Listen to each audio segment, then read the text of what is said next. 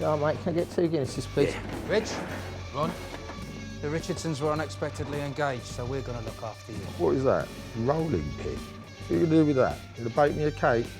I come here for a proper shootout with some proper men. A shootout, right, is a shootout! Like a Western. In any movie nowadays, you have to find a hook that gives it a proper reason to be, and for, you know, with the strength of premium television, to get audience members to go to and spend the money and see it in a cinema.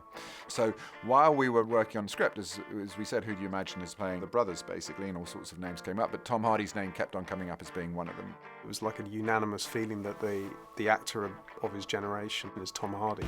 So we had dinner, and he was talking about the characters, and I hadn't said, I want you to play Reggie or I want you to play Ron. I just had asked him to read the script. And as he was talking about both brothers, I started to think he could maybe pull it off and play both of these guys. Yeah, we can handle it.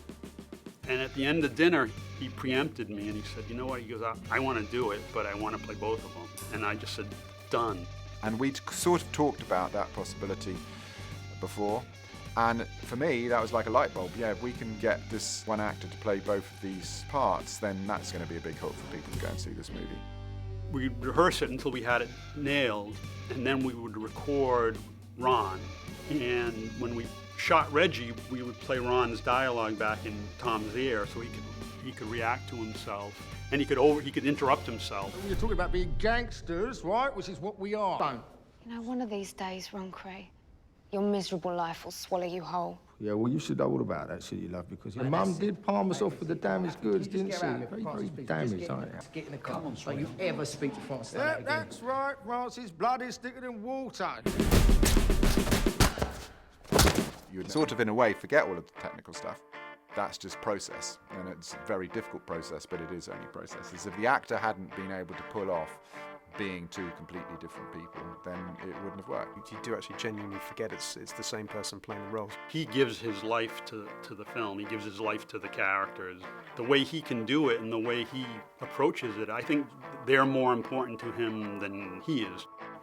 He inhabits these guys and thinks about them all the time. And what he gets back is this incredible performance. It's unbelievable, like the transformation is ridiculous. To the point that when he's doing a scene as Reggie, I'm just like so comfortable and happy.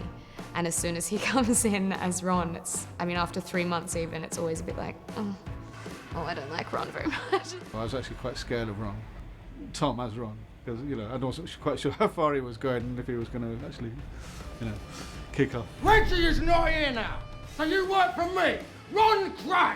I think we were all kind of awestruck by his ability to do that and change character so swiftly and so intelligently and with such professionalism. I mean, it was absolutely outstanding.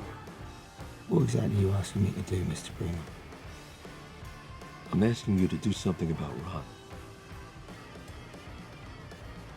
I can't do that. He's my brother.